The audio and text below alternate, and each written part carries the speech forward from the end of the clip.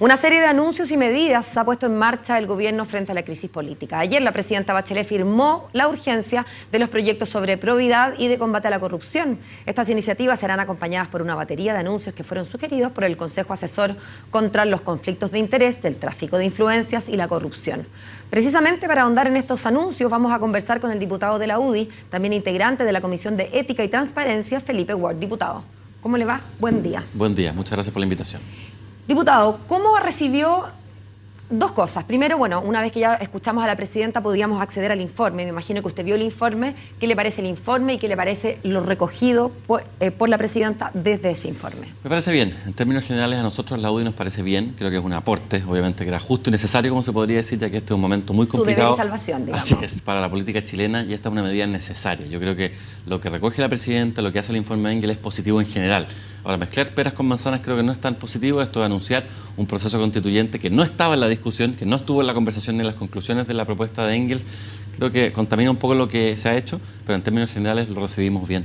Uno podría decir que en realidad está bien, peras con manzanas, pero que casi en un acto de economía procesal la presidenta aprovechó la cadena para anunciar toda esta nueva batería de leyes o de urgencias a leyes que ya se están tramitando para efectos de aquello que convocaba la Comisión Engel, y además aprovechó la postdata para anunciar que un eje de su campaña, porque tampoco es algo nuevo esto. Esto definitivamente estuvo en los planes de la campaña, fue anunciado en el programa presidencial, y una vez que ha pasado un año, quizás parecía ya el momento de empezar a hacer la discusión.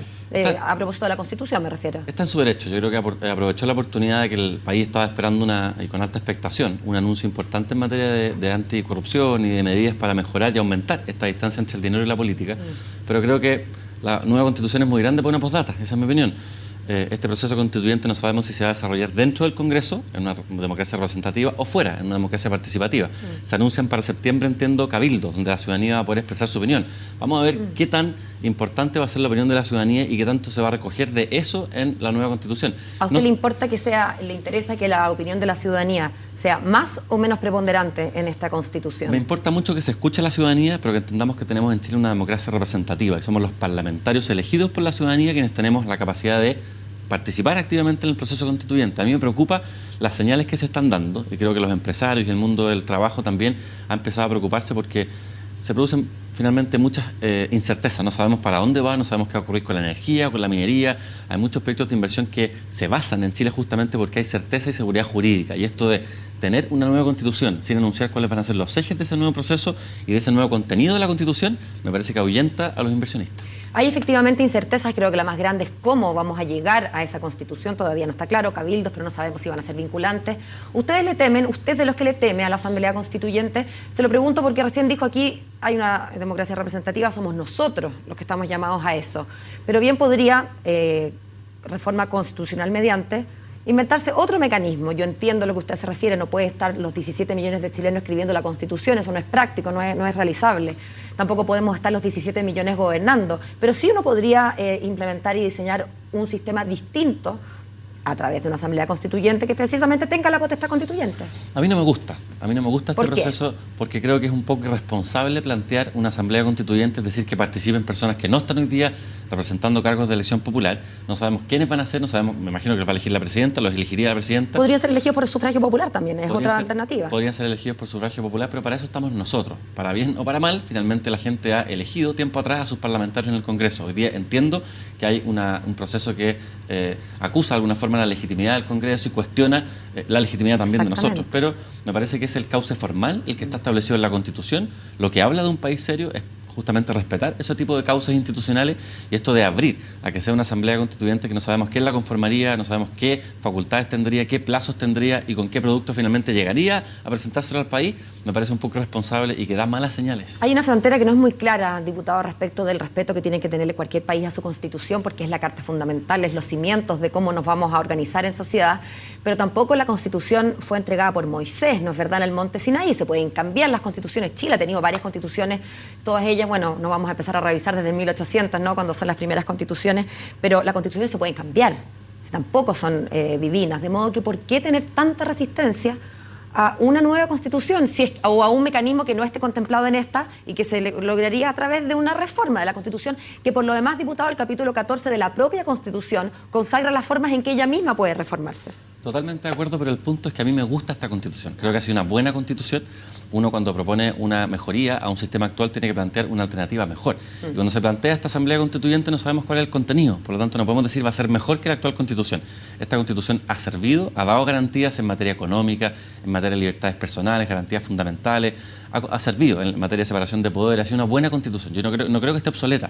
Creo que se puede mejorar, creo que se puede enmendar, creo que se puede perfeccionar, pero la base finalmente firmada además por el expresidente Ricardo Lagos está. Y yo creo que partir desde cero y pretender refundar Chile es algo que le hace mal no solamente a las inversiones, sino que también a las certezas que tenemos nosotros como ciudadanos en el sentido de para dónde quiere llevar este actual gobierno al país. Volvamos a la Comisión Engel. ¿Qué fueron las cosas que más le gustaron?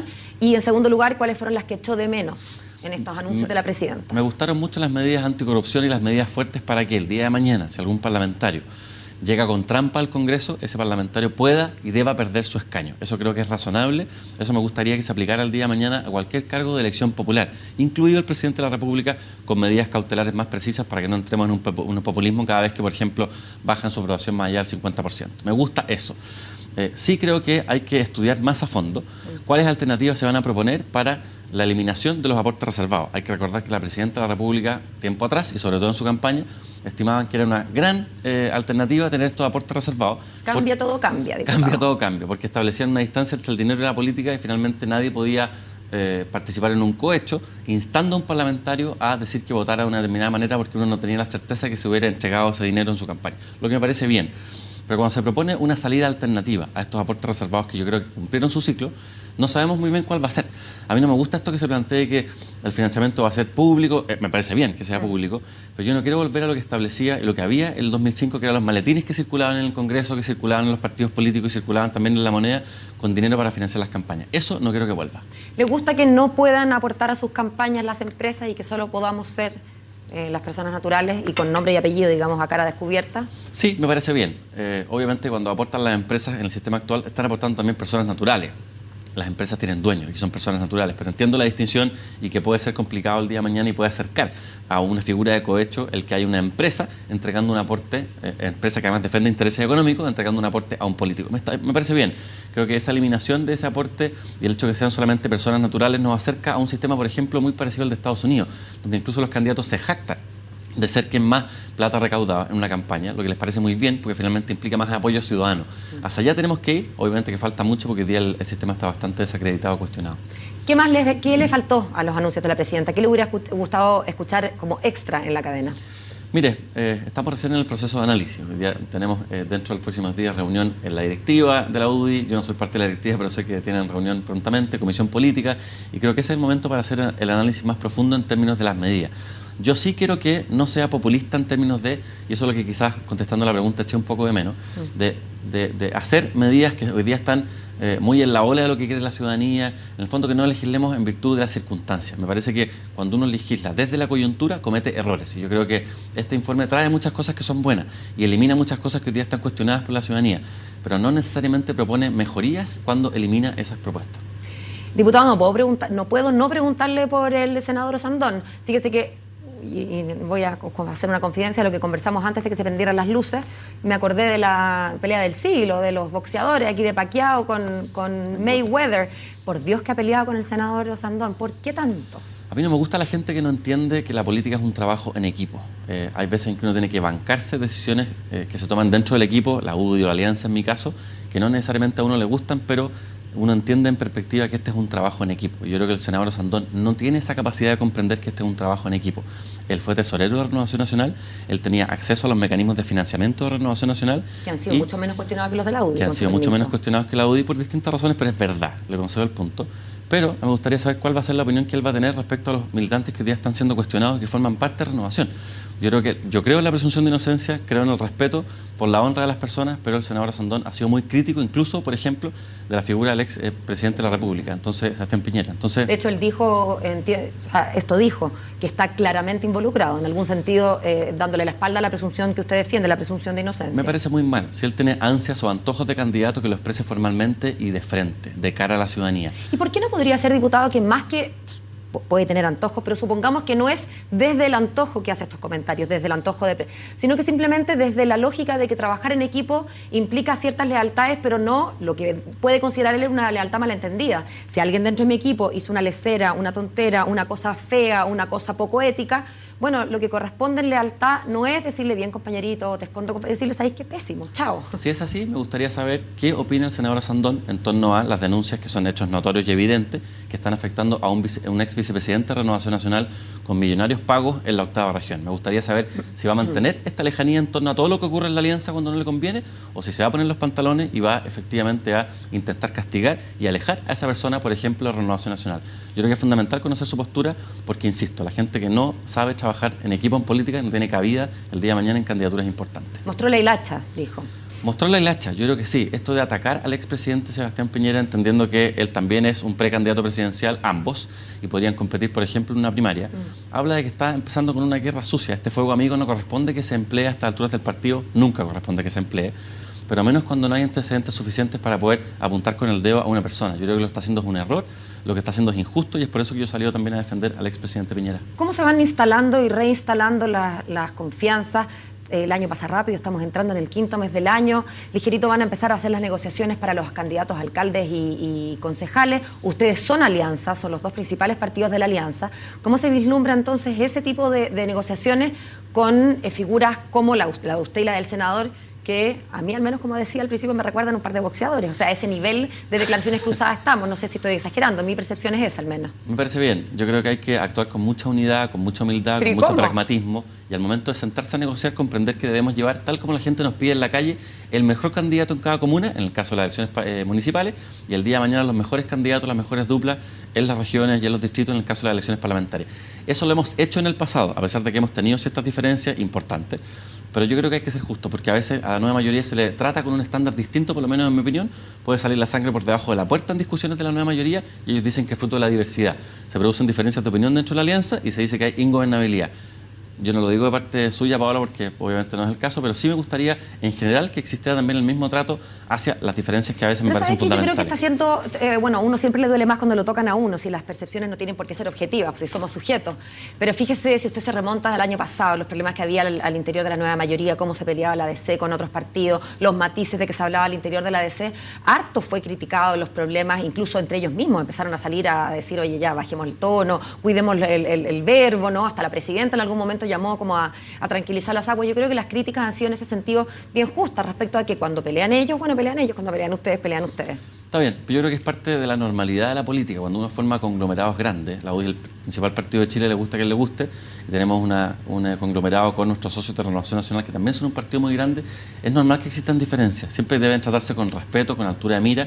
Por eso no me ha gustado lo que ha hecho el senador Sandón criticando al expresidente Piñera, que sin duda que es una figura que tiene mucho futuro político, y el día de mañana dependerá de él si es precandidato presidencial dentro de un proceso de primaria o de otra manera. Pero criticarlo per se, cuando estamos en un proceso de riesgo institucional y tenemos una carta presidencial que hay que cuidar, me parece mal. ¿Cómo están las cosas al interior de la UDI? ¿Tienen presidente nuevo hace 2 semanas? ¿Cómo están las cosas al interior de su partido? Están bien, están mejor. Obviamente que seguimos viviendo un momento complicado. Hay militantes nuestros que siguen en procesos judiciales que son delicados y dolorosos, y vamos a seguir defendiendo la presunción de inocencia y la honra de las personas. El ambiente ha mejorado mucho. Lo que hizo el expresidente Ernesto Silva de presentar su renuncia para descomprimir la presión que existía en contra de la UDI fue algo muy sano.